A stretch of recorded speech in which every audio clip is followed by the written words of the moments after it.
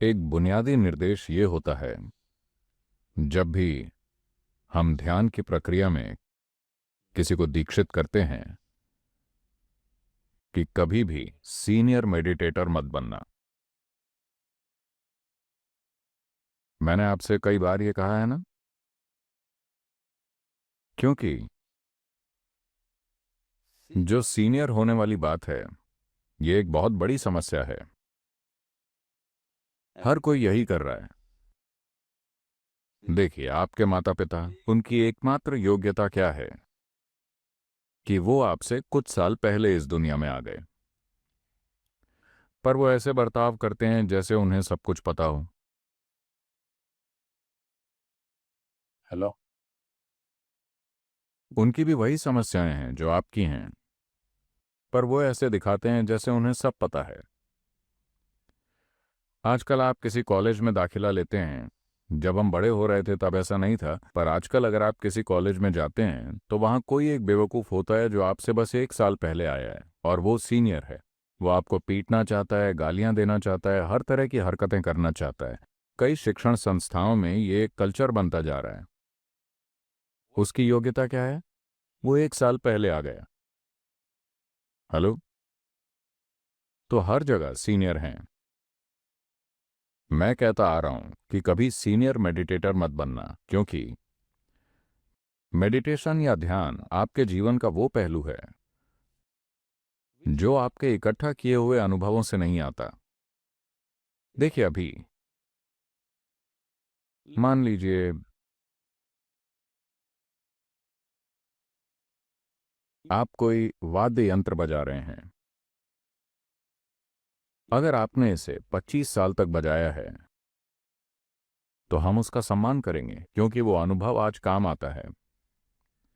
आपने परसों ही सीखा है, तो यहां वहां कुछ अच्छे सुर निकल आएंगे, बाकी का तो हमें झेलना पड़ेगा। नहीं, संगीत बहुत बड़ा आनंद और बहुत बड़ी पीड़ा भी हो सकता है। आपके कोई पड़ोसी हैं संगीतकार? तो क्योंकि वहां अनुभव मायने रखता है। ध्यान वैसा नहीं है। यह अनुभव से नहीं, बल्कि इच्छुक बनने से होता है। ये जीवन के हर उस पहलू पर लागू होता है जो अंदरूनी है। जैसे अभी हम प्रेम के बारे में बात कर रहे थे। मैं एक सीनियर प्रेमी हूं, इसका क्या मतलब हुआ? बिल्कुल बकवास।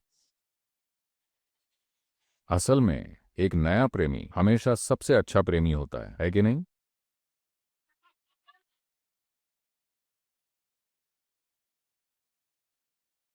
एक बार ऐसा हुआ, एक 8 साल की बच्ची एक दिन स्कूल से घर आई और उसने कहा, मम्मा, स्कूल में मुझे बताया गया कि अगर मुझे बगीचे में एक मेंढक मिले और मैं उसे किस करूं तो वो एक राजकुमार बन जाएगा। तो माँ ने उसे उस तरह देखा और कहा, पहली बार जब तुम उन्हें किस करती हो तो वो हमेशा एक राजकुमार जैसे लगते हैं, कुछ समय बाद वो मेंढक बन जाते हैं। तो अनुभव से ये बेहतर नहीं होता। तो जीवन के सभी अंदरूनी पहलू, उनका ताजगी भरा होना ही उन्हें अद्भुत बनाता है। अगर आप अनुभव इकट्ठा करते हैं तो वो नीरस हो जाएगा। तो ध्यान एक ऐसा पहलू है। ये ऐसा नहीं है कि मैंने 10 साल ध्यान किया है तो मैं जो भी करूंगा वो काम करेगा, ऐसा नहीं है। बिल्कुल नहीं है। खासकर अगर आपने गिना है कि मैंने 10 साल ध्यान किया है, तो आप एक मजदूर हैं, ना कि ध्यानी। आप समझ रहे हैं मैं क्या कह रहा हूं? देखिए, एक मजदूर मिनटों और घंटों की गिनती करता है क्योंकि उसे उसी के पैसे मिलते हैं। तो मैं समय नोट कर रहा हूं, जानते हैं ना? जब वो आते हैं तो मशीन में उन्हें पंच इन करना पड़ता है। तो जो लोग नीरस काम करते हैं, आपको उनसे वो करवाना पड़ता है क्योंकि वो इंतजार कर रहे होते हैं कि वो कब रुक सकते हैं। लेकिन ये उस तरह की चीज नहीं है। आप ये नहीं कह सकते कि मैंने 10 साल ध्यान किया है। जिस पल आप सोचते हैं मैंने 10 साल ध्यान किया है, आप अब ध्यान में नहीं हैं, ये खत्म हो गया है, क्योंकि आप गिनती कर रहे हैं। ध्यान का उद्देश्य ही उससे परे जाना है जिसे हम समय और स्थान कहते हैं, और उसमें आप समय का हिसाब रख रहे हैं। आप में से जो लोग संयमा में थे, आपके टखने समय का हिसाब रख रहे थे।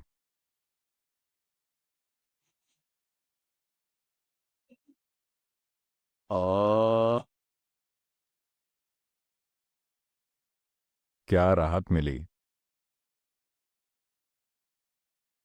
मैं समझ सकता हूं, शरीर की अपनी समस्याएं होती हैं। शरीर की अपनी समस्याएं होती हैं। शरीर समय से बंधा है ना। कुछ दर्द होगा, ब्लैडर भर जाएगा, आपको भूख लगेगी, बहुत सी चीजें। आपको उन पर ध्यान देना होगा। लेकिन ध्यान ऐसी चीज नहीं है जिसे आप गिने और उसका हिसाब रखें। जब आप ऐसा नहीं करते, तब फिर how does it क्या फर्क पड़ता है। all of you who have been तो आप सभी जो ध्यान करते आ रहे हैं, शून्य शंभवी शक्ति चलना संयमो। मेरा लहजा सही है। I did Myanmar. आवाज कांप जाती है बस ये सोचकर कि टखनों और कूल्हे और रीढ़ की हड्डी के साथ क्या हो रहा था। नहीं, आपको प्रताड़ित करने का आइडिया नहीं था। बात बस इतनी है कि आपने न्यूनतम तैयारी की और आ गए। अगर आप अपनी साधना करके आकर बैठे होते तो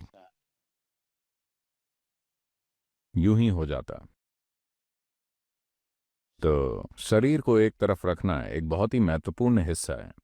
अगर आप शरीर को इस तरह तैयार नहीं करते कि आप उसे भूलकर बस यहां बैठ सकें, तो वो अपनी भाषा बोलना शुरू कर देगा तुरंत। तो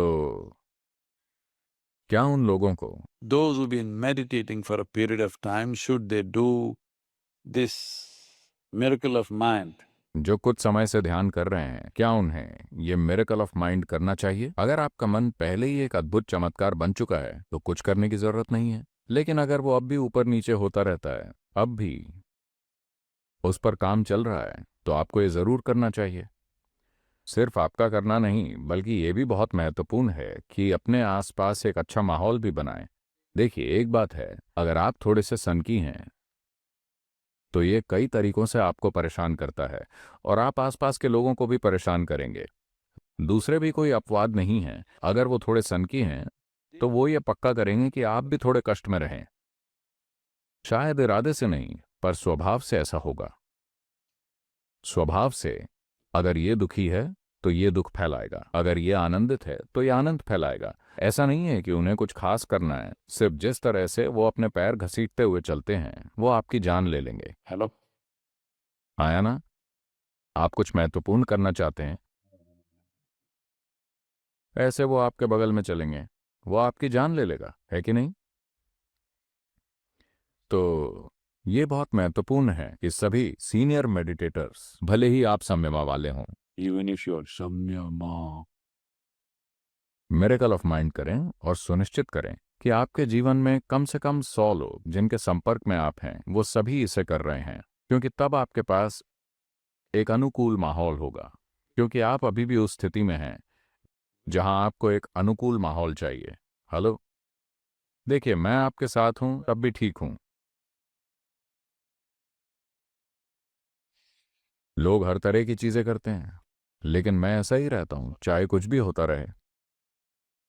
जिस काम की जरूरत है हम करेंगे, लेकिन no. कोई भी हमारे भीतर नहीं घुस सकता, इसलिए कोई समस्या नहीं है। ये सीक्रेट मैं आपको बता रहा हूं। मैं मिरेकल ऑफ माइंड ध्यान नहीं करता। अरे, सदगुरु खुद ही नहीं कर रहे हैं। अरे, इसीलिए तो आपको करना चाहिए, क्योंकि मेरा मन एक चमत्कार है।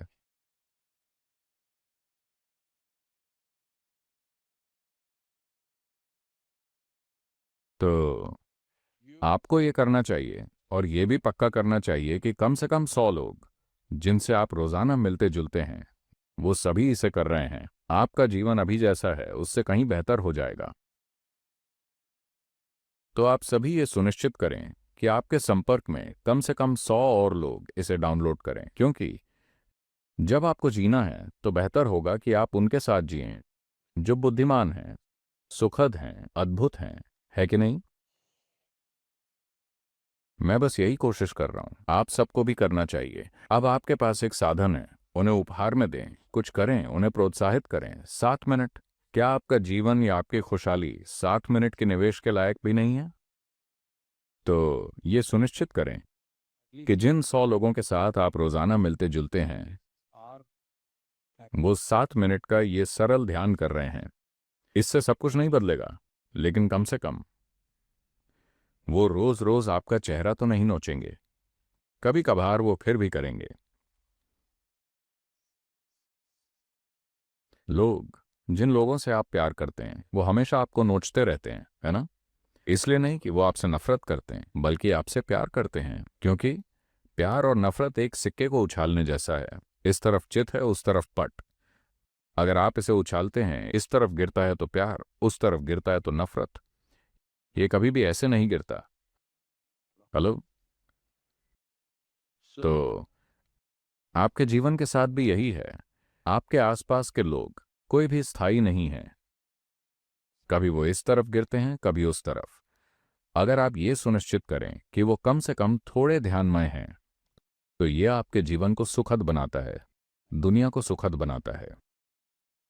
अगर लोग सुखद हों तो मानवीय क्षमता को बेहतर ढंग से खोजा जा सकता है, वरना रोजमर्रा की कड़वाहट से निपटने में ही बहुत समय जाएगा और बहुत ऊर्जा जाएगी।